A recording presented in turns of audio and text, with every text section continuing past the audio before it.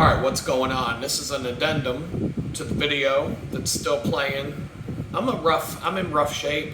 I just got my clothes off the dryer line, off the ghetto clothesline that I hang up. But I'm telling you, those little portable washing machines, they dry the clothes so well that if you point a house fan, a regular fan, at your clothes while they're hanging up, they'll dry really fast. I started the laundry at 11 a.m. and at 5:30 everything was dry. It would probably dry faster outside, but the humidity here is high. It rains a lot. There's a lot of other factors involved, and it would take longer. It would actually take more time out of my day. The time out of my day is spent going to put things in and out of the washing machine. It takes 3 loads. Each time you do a load, you got to run it twice. You got to fill it up with water yourself, turn a knob. It does a really good job washing. I think the wash cycle is more, it agitates the clothes more than a regular washing machine does. I think it gets your clothes cleaner. And then the spin cycle can only fit about half of a load. So you got to do that twice every time.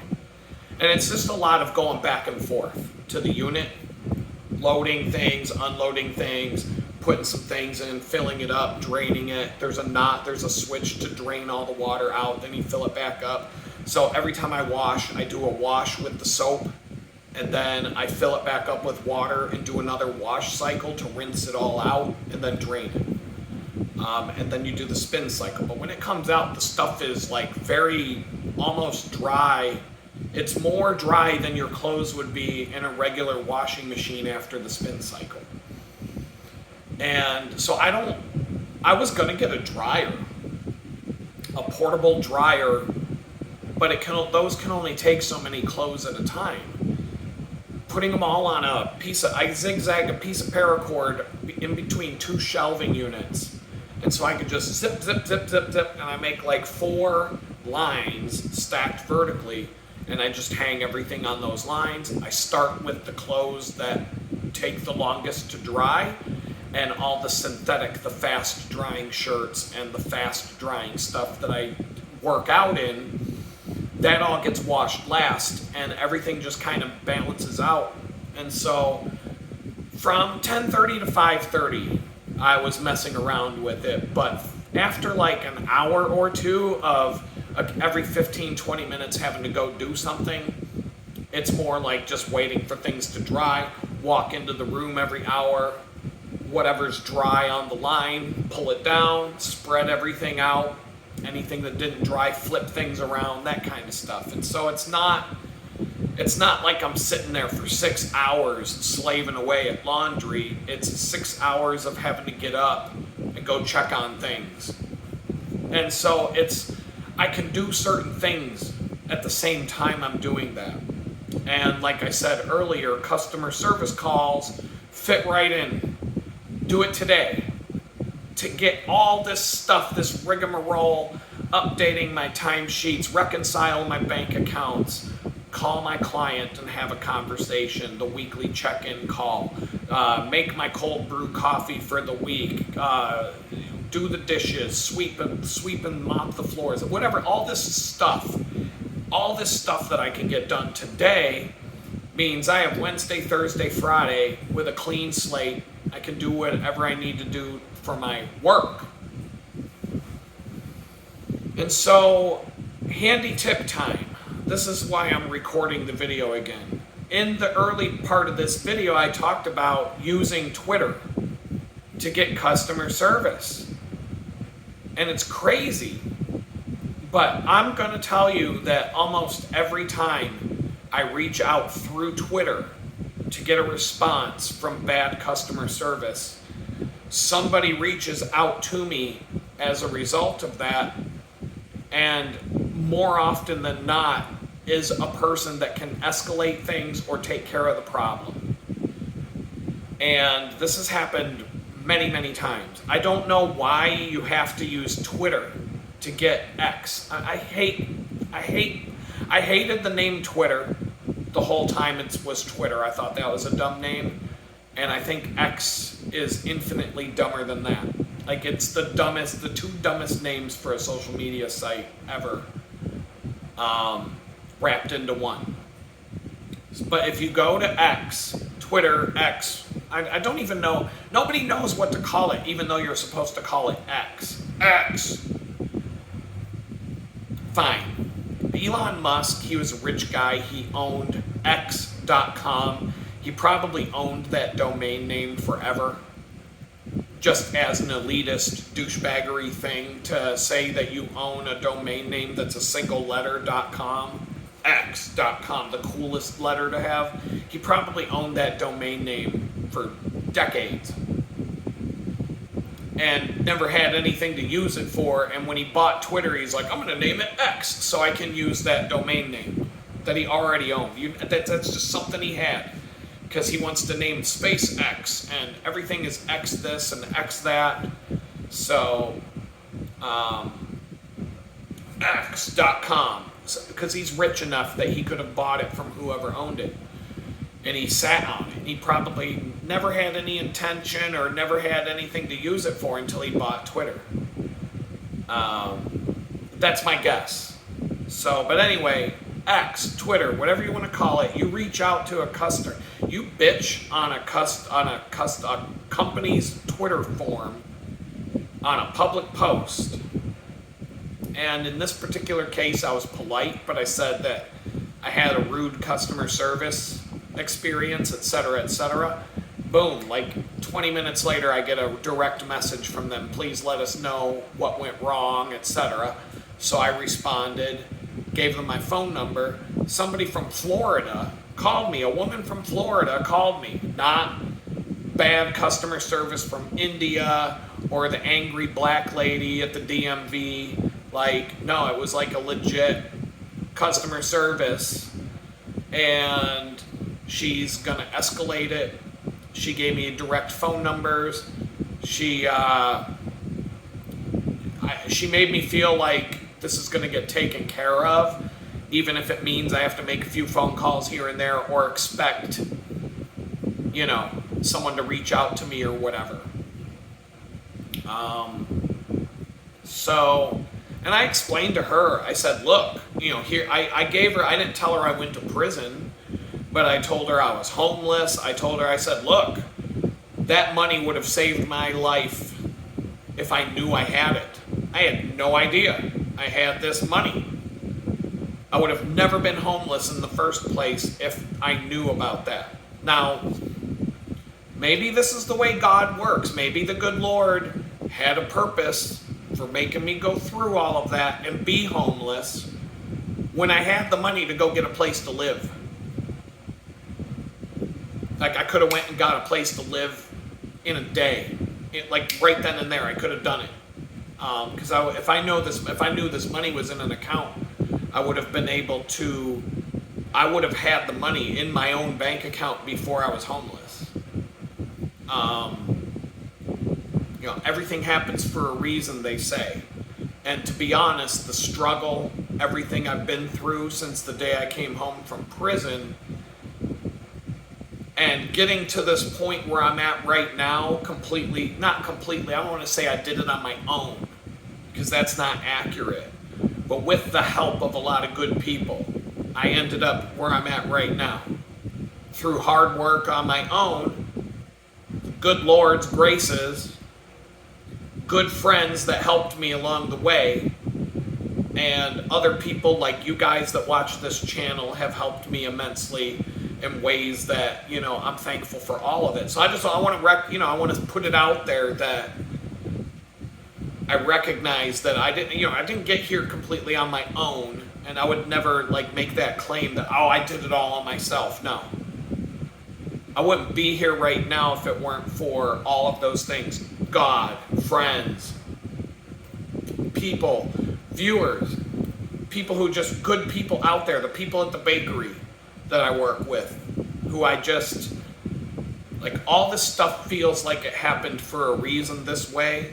And now if these funds get unlocked and sent to me, and I can go out and buy a car, a decent car, whatever it is. I'm not trying to count my chickens before the eggs hatch. But this is a game changer. This is a game changer. In the grand scheme of life, $8,000-$9,000 can go. It's gone fast. But in one lump sum like that, I can find a vehicle.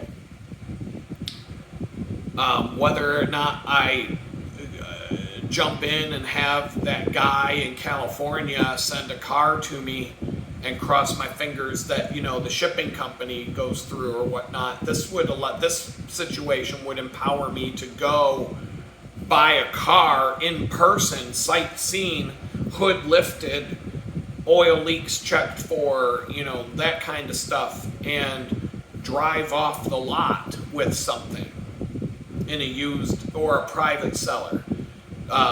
Maybe I make a deal and then I have to, go through I don't know how you get a vehicle. I don't know how you do that in Texas. It seems like I have no idea. Only one way to find out, and that's to go through the process. But either way, I could afford to get a vehicle from a private seller or a dealership, a down payment on a vehicle where I'm putting a substantial amount of money down in exchange for a very small monthly payment, even if it's a high interest loan that I can pay off fast. It just gives me options.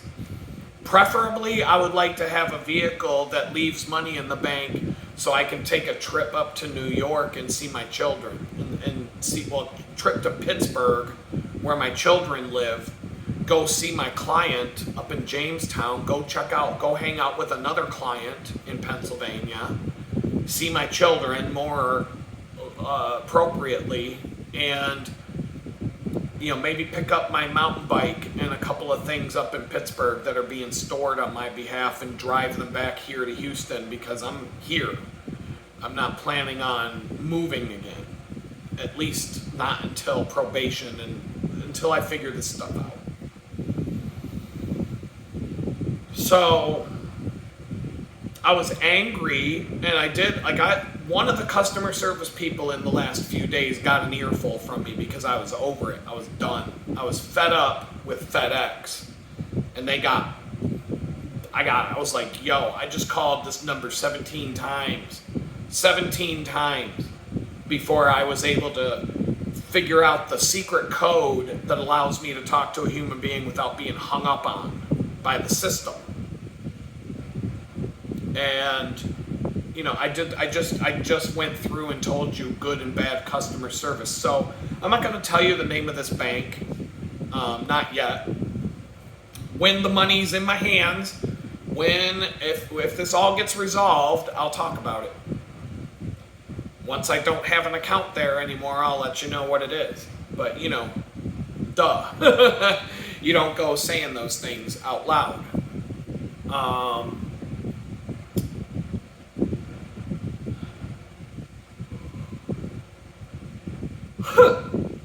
But anyway, somebody just sent me a meme that cracked me up. I am exhausted from customer service hell day. I was already beat up from riding my bike and the whole bakery thing. I burn 8,000 calories every time I do it. That's a lot. That is a lot of effort. That's a lot of physical drain on your body and soul to do that. Especially when you're not making, I'm making just over minimum wage. And then maybe a few tips here and there. We get paid, if people tip us, they split the tips among everybody who works there evenly across the time that you work there. They have a formula for it. So I do get some tips every time I get paid. A lot of people tip. It's a self-serve kind of a thing. So I never ask for tips. I never say, hey, would you like to leave a tip? I'm not a douchebag. I'm not one of those tipping culture assholes. Call me, I'm old school. Tip if you want to tip. I'm not even going to ask for one. Like, I think that's douchey. I do on the channel. I ask people if you want to donate to the channel, you can go to donate.litgood.com. There's a digital chicken bucket. I would prefer people go to shop.litgood.com, and if you don't see anything you like, that's fine. I don't have that much up there, so I get it. I totally get it. Some people have bought some photographs and they loved it. They said the quality was very nice when they received them, etc., etc. For me, I would like to have more to offer on my store. So that's something for me to work on. I got to find the time to do it, and I'm having a hard time with that right now. Finding a way out of this bakery gig and claiming my energy back would open up more time for me to do things like that. Even if it was 1 day a week, I can do a lot in a day. Especially when you multiply that by 52 weeks in a year.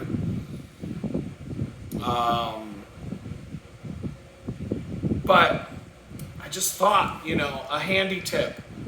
Reach out to a company. If you have a bad experience, go right to Twitter. Look up the company. Blast them on a public post. 9 times out of 10, you're going to get a response. And the responses that you get, you're not going to get the standard India tech support person. You're going to get someone who will actually help you. I've had countless experiences like this. It's not every time. There's a company called Notion. I use their software. I pay for it. They have absolutely no tech support at all. If you report a bug that you're having with them, they gaslight you until you give up trying to get help. That's their tactic. They do that to everybody. There's whole Reddit forums about how horrible the company is with their tech support. It's just a fly-by-night software company that keeps rolling out new features, and yet there's bugs that people have been complaining about for 10 years. They don't fix them. They don't fix the bugs. They just keep rolling out. Oh, we got new AI this and AI that. How about fix the bug for when I try and type in a word into a form field, it skips the second letter every time I do it. And I have to do it like 10 times before the thing sticks. Like, that's a bug, and that gets in my way quite often. And I'm getting ready to ditch this software platform that I've been using for a long time because they won't fix any bugs. And when you report the bug, all they do is gaslight you with if you're unwilling to take screen recordings and tell us everything about your operating system and grant us access to your account so we can see everything that's in it. And I keep saying the second letter gets skipped when I type in a database field. Here's a Reddit forum where people have been complaining about it for 5 years. 5 years, this has been a bug. Other people in the Reddit forum say that they send you screen recordings of the bug. What do you want me to do? Record my screen where you see me having to type the word 3 times in a field? Like, it's not, like, what's a screen recording going to tell you? That I'm not lying about the bug? You can't see me type on my keyboard when I'm recording my screen. How are you going to know that I'm not bullshitting you? Like, what is a screen recording even going to do in that case? And they gaslight you, and then they say, well, if you don't want to answer us, we're just going to close your ticket, and we're not going to talk to you anymore. And that's what they do. And you're basically talking to a bot-generated email system, and they have no phone number, no online chat, no other way to reach out to them. And when you complain to them on Twitter, if they send you a response, which is very unlikely, they just gaslight you with the same copy and paste response that you get if you email their tech support. And I'm telling you, every single time I've emailed this company's tech support, I get the exact same response. Copy and paste, block of text from a robot that just says, we need this, this, this, and this. And even if you give it all to them, They're going to want your screen recording. They're going to want this, that, and the other thing. And then they're like, we take these very seriously. I'm like, no, you don't. Here's a Reddit post. Here's a Reddit forum. Here's 300 people complaining about this same bug that I have going back 5 years ago. And they're all bitching about how you gaslight them and never fix it and never take them seriously. And you just don't give a fuck about your customers. And it's infuriating when you, especially because, I mean, there are reasons to pay for this software. And it's like $10 a month. It's not back-breaking expense. I use it enough to pay for it. The $10 a month becomes worth it month after month. But there are competitors now that are similarly priced. And if I'm willing to go through the pain of migrating my data over to another platform, it might be worth it to switch and ditch. So, but you never know. You could be just walking into a new fly-by-night, buggy-ass, garbage software company that's just as bad as the one that you left, but you don't know until you're knee-deep in it. Because that's how things are these days. It's like when you switch from, you got AT&T, I'm done with AT&T, I'm going to Verizon. I'm done with Verizon, I'm going to T-Mobile. I'm sick of T-Mobile, I'm going to AT&T.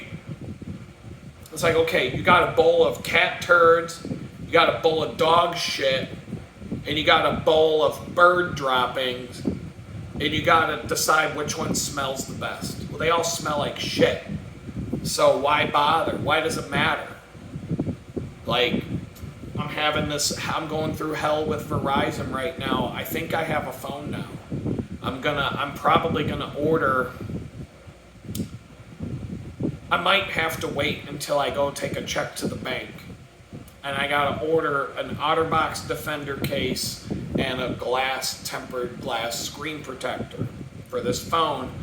It is not leaving my desk. I'm not using this phone at all until I have it encased in an atom-proof case. Because otherwise, the thing's gonna fall out of my hand. Boom, insurance claim, and I gotta go through the whole hassle again. So I'm done. I'm not even fucking with that. These phones, the way they make them, they're made to, like, they know you're gonna go get a case for your phone now.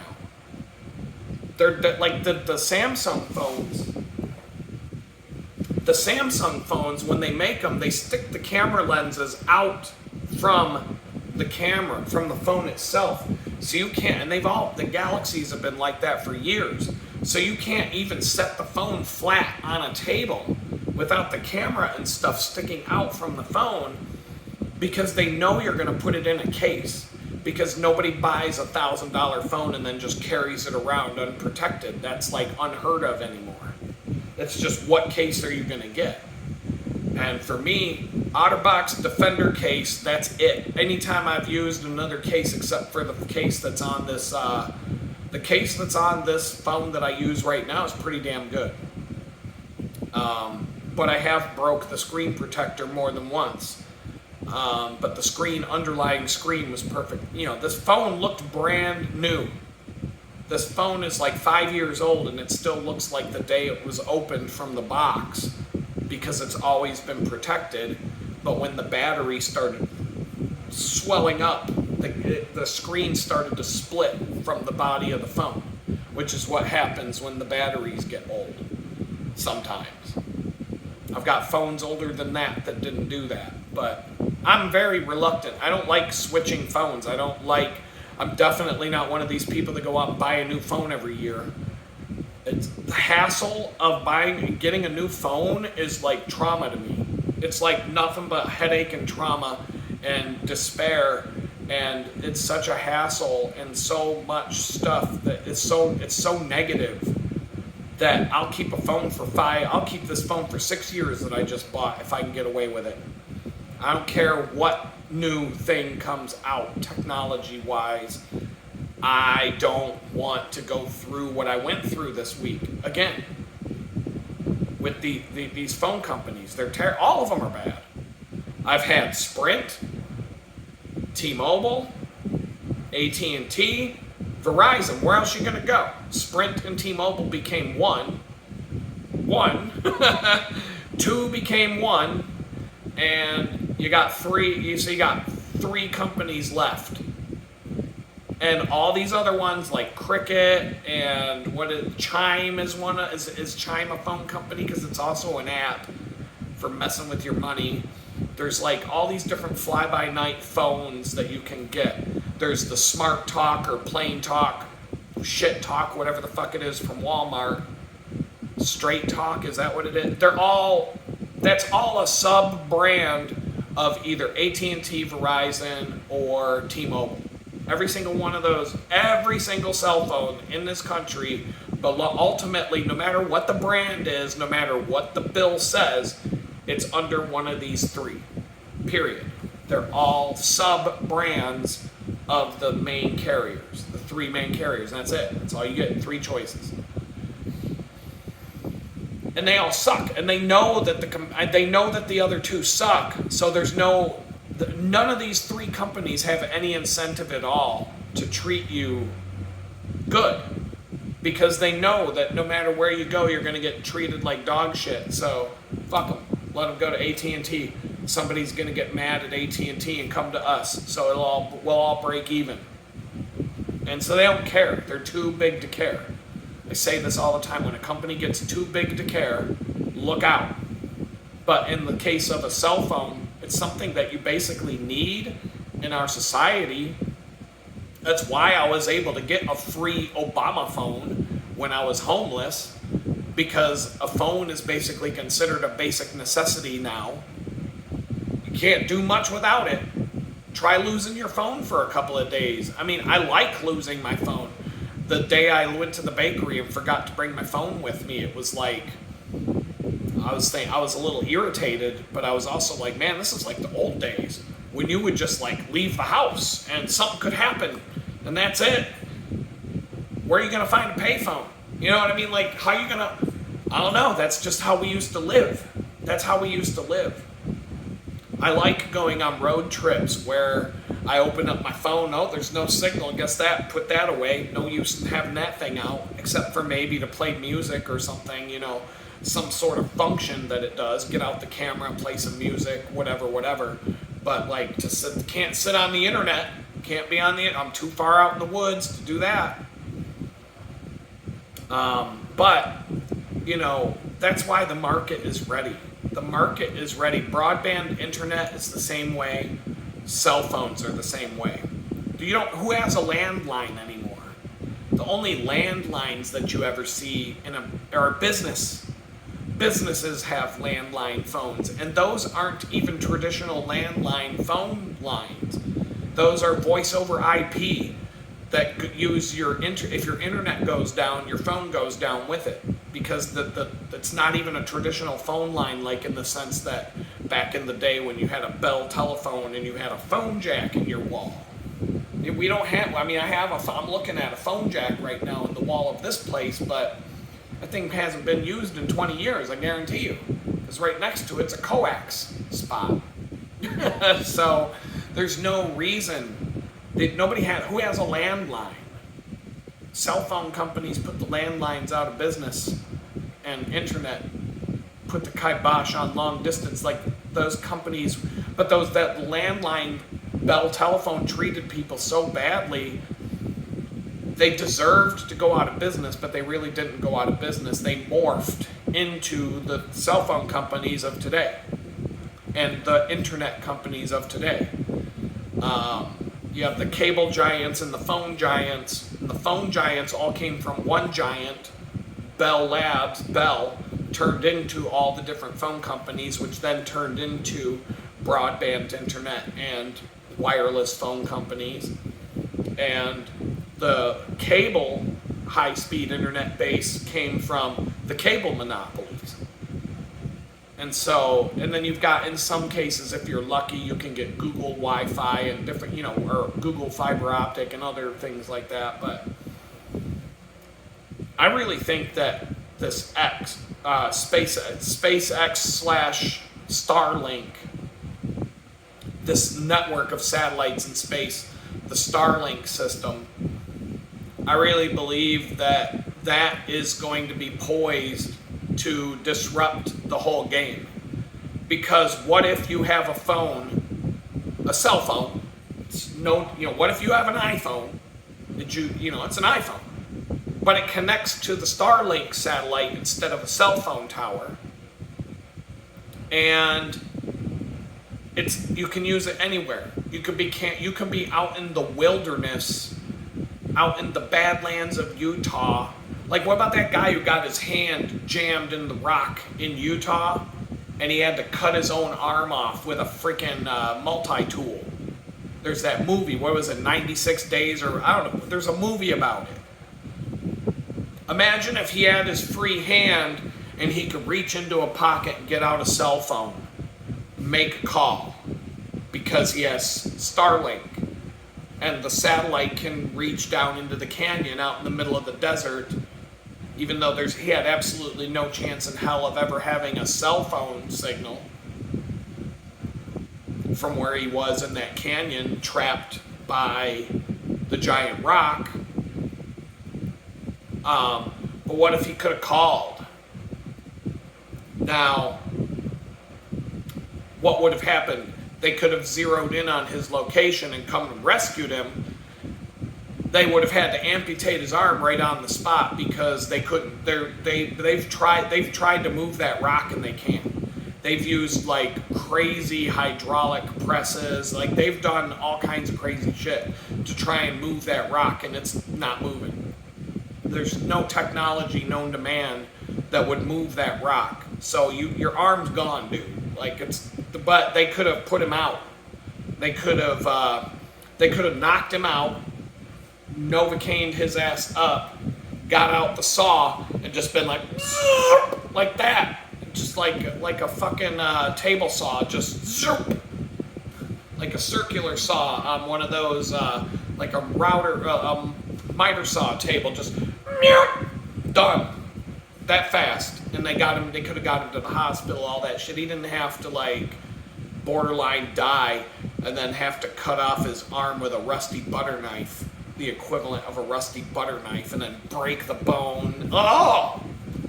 All that shit could have been avoided. What if you had an iPhone that you could be anywhere on Earth and just boop, make a call, no matter where you are? This technology exists now. It's just not robust enough to handle the traffic that would flood it if they just open the gates and let everybody at it. And it won't function the way that the cell phones currently function with the tower networks. But they're built, that's what he's building. There's no doubt about it. And imagine the day that you can have a Starlink account. Now, let's say if they combine this with customer service to where you dial 1 for English, and instead of hearing, "Thank you for calling AT&T," like, "Hey, I hit 1 for English, motherfucker." What if you get somebody that's like in Sacramento or Florida or Indiana? "Hello, thank you for calling Starlink. How may I help you today?" And it's like, holy shit. Is this for real? You're an American? You're an American. You speak English. How the fuck did that get out of here? It's not Ranjit from Bangladesh. I'm talking to America. Somebody from America just picked up the phone. You've got to be out of here. Get out of here. So, but imagine if they could make your iPhone talk to a satellite from anywhere you are. There's no more having to be close to the tower. You can be out in the middle of the woods, camping, backpacking, and you can have 500 megabit per second internet. You can sit and watch Netflix around the campfire. Like, seriously. I'm not saying that's all good. But what if you have that in your hand, and if you have a problem, you can call a customer service number and someone speaks English and they're friendly and they fix your problem and you're good to go. Verizon, AT&T, T-Mobile, they're fucking done. They're done. They're finished. But these companies are so big that they won't die from that. They won't kill them. But they're done. They're done. America Online, I swear to God, what did I just see? I'm going to have to look this up. America Online. When's the last time you heard that one? You kids that are, younger than, you won't even know what the fuck that is. But America Online, where the hell? Here it is. America Online used to be the number one way to get on the internet. Long story short, America Online, you had to dial with a modem connected to your phone, which was basically plugged into the phone jack of a landline, and then your computer would dial a phone number, and it would make all these weird noises like beep, beep, beep, brr,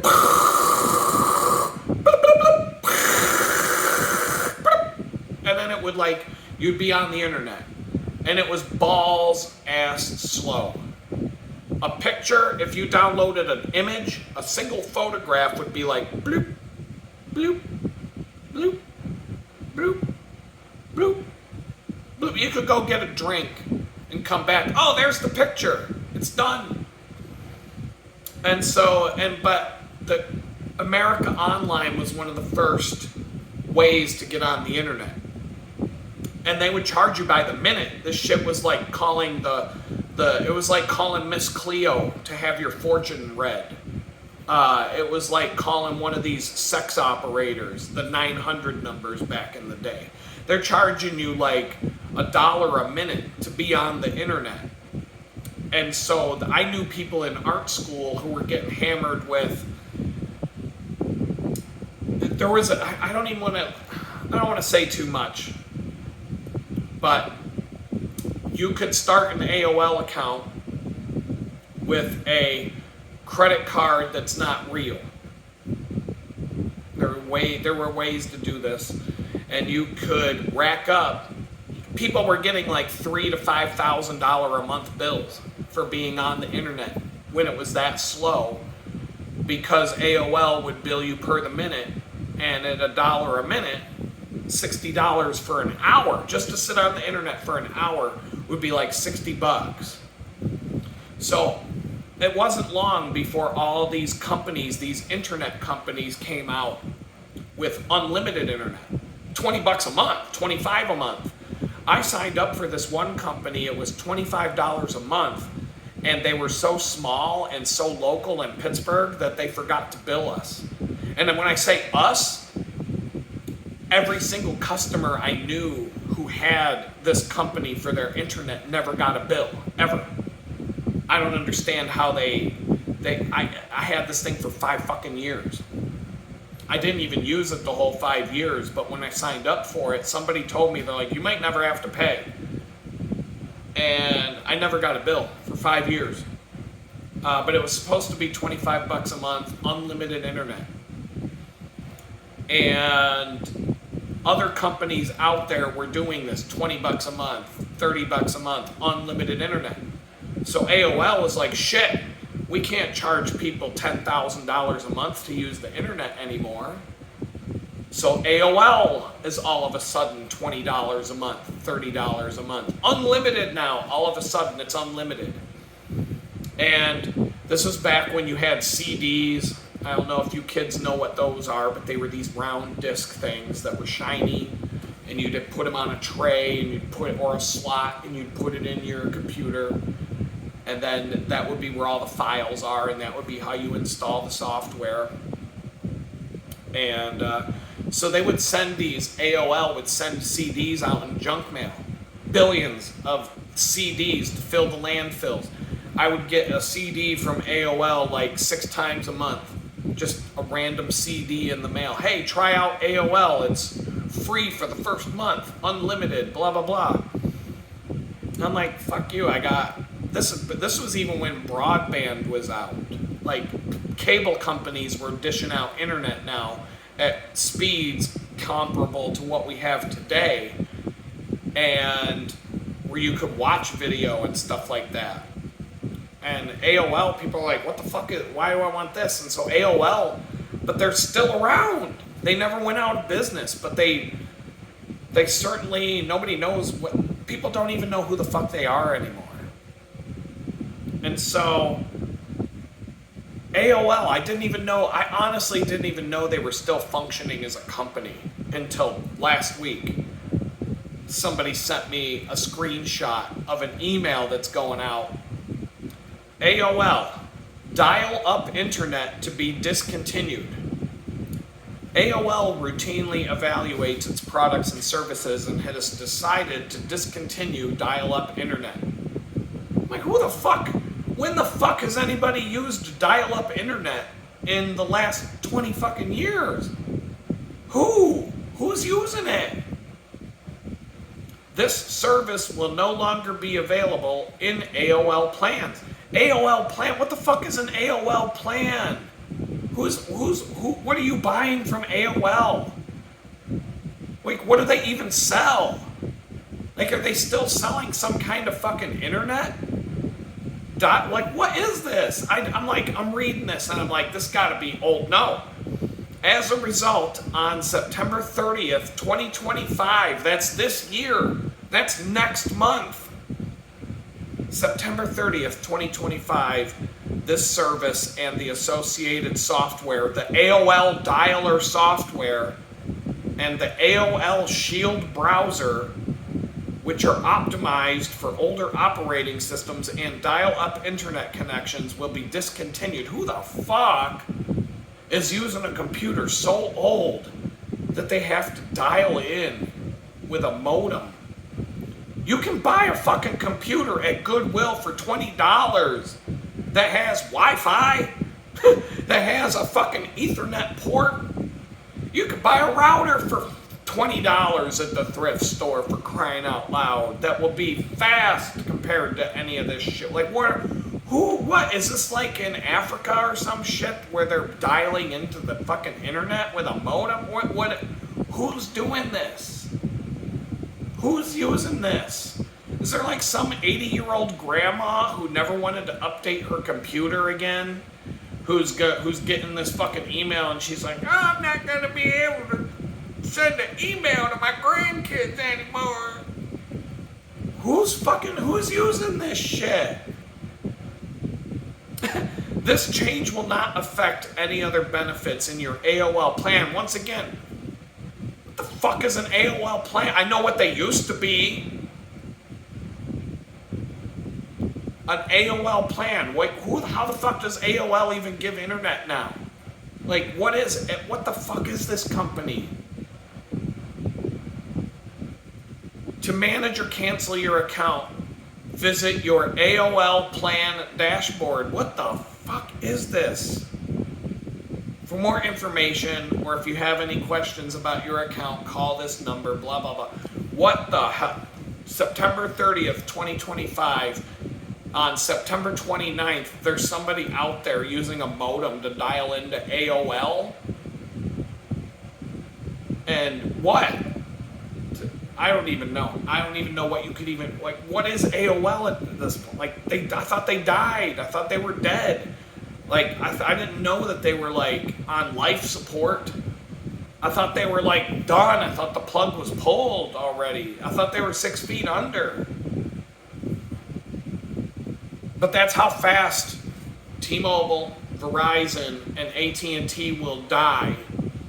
Because AOL's death was like instantaneous. It was like overnight.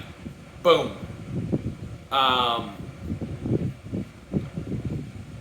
It was crazy. It was an instant death. As soon as broadband internet, as soon as you could, the first thing that happened was AOL had to go from being able to gouge people $3,000 to $10,000 a month to be able to get online, read your fucking email, and chat with people, which is pretty much all you could do.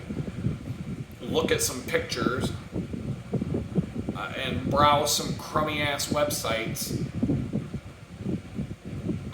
They had to go to an unlimited plan because internet service providers popped up all over the place.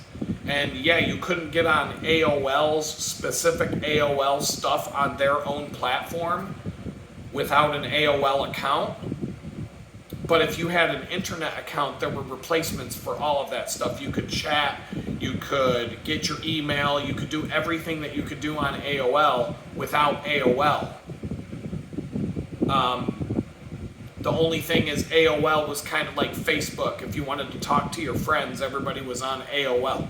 But then everybody ditched AOL, and AOL had to make AOL Instant Messenger, which was a way to talk to the people on AOL if you didn't have an AOL account. And that was my last experience with AOL, was using Messenger to talk to people. AOL Messenger. And then I just was like, we're done with that. Nobody's on there anymore. And then it was gone. AOL was gone. I've seen, fuck, AOL? That's like a joke that I've heard a few times, but I didn't know they were actually a company anymore other than like a logo. Like BlackBerry. BlackBerry's gone. BlackBerry was the hottest shit on earth until the iPhone came out, and that fucking thing died overnight. They still got a website, they still got a logo, they're doing some shit, but nobody, I mean, it's just some dumbass companies. I mean, the company will never actually die 100% death, but they just kind of like, well, we got a shitty ass website and a logo, and we fuck around with a little bit of this and a little bit of that, but we're not as big as we used to be, obviously. And, you know, they're just a brand, a dead brand that somebody owns but doesn't even know what the fuck to do with it anymore because it's dead. And I'm waiting for the day, because it's coming. It's coming. It's coming the day that Starlink is, the day that you can buy an iPhone from the Starlink website and have a monthly plan where it's unlimited, and you've got like, and it's a hotspot too. You don't even need the fucking Starlink antenna anymore. Notice how the Starlink antenna used to be like this big, now it's like this big, and they're just gonna have, it's just gonna be in your phone, and then your phone's gonna be your hotspot, and that's just gonna be your internet. Maybe you buy a fucking antenna. All laptops will have a Starlink antenna built in. It'll be that fast. It'll be fast. The only things that'll keep, it won't replace fiber optic, and it won't replace high-speed cable until the speeds can match. And they're going to have to figure out some way to transmit back and forth between your phone and a satellite when it's overcast and there's a thunderstorm and it's cloudy, and there's a lot of cloud cover between you and the satellite. They can solve those two problems and handle the amount. If they can handle the day when everybody's like, fuck AT&T, fuck Verizon, and fuck T-Mobile all at once, if they can handle that level of traffic someday, goodbye T-Mobile, goodbye AT&T, goodbye Verizon, you're all done. Just like that. You're out. I can't wait. I think I'm going to see it, but then Starlink will get too big to care, and they will become the faceless company with no phone number to call and tech support from India, and you call and you have to talk to an AI robot, and they'll give the AI robot an Indian accent just to trick you into thinking it's a real human being when it's not. They'll do some dirty shit like that, and the cycle will continue. But I mean, you never know. Amazon's gotten huge, and I still think Amazon has good customer support. I think it's not as good as it used to be, but I can honestly say I've never had a problem with Amazon that I couldn't resolve. And the washing machine situation that I had recently, that was the worst problem I've had with Amazon since I've been an Amazon customer, and they handled it like that. I mean, it was fast. I thought it was going to be a hassle. It was 3 days of my life of having to go back and forth with some people, and that was it. If these cell phone companies stepped up their game and actually treated their customers better, I think the first one of those three that does it would entice people to switch. I would certainly want to switch if I knew one of these three companies actually had good service, but they don't. I've been with all of them. I know I've gone through hell with AT&T. I've gone through hell with Verizon now. I've gone through hell with T-Mobile. I used to go through hell with Sprint before they were T-Mobile.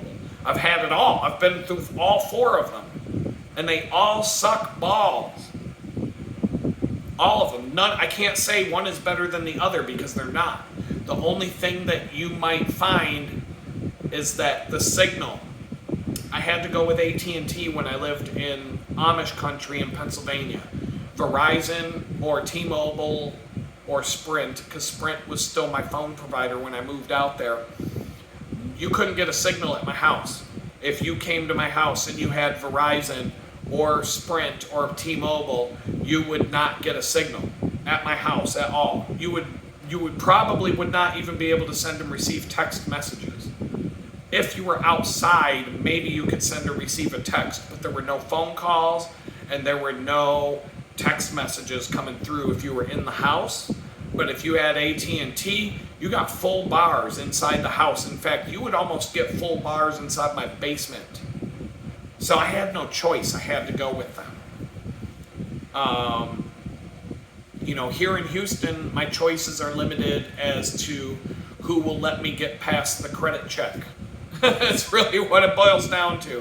Who will let me get a phone?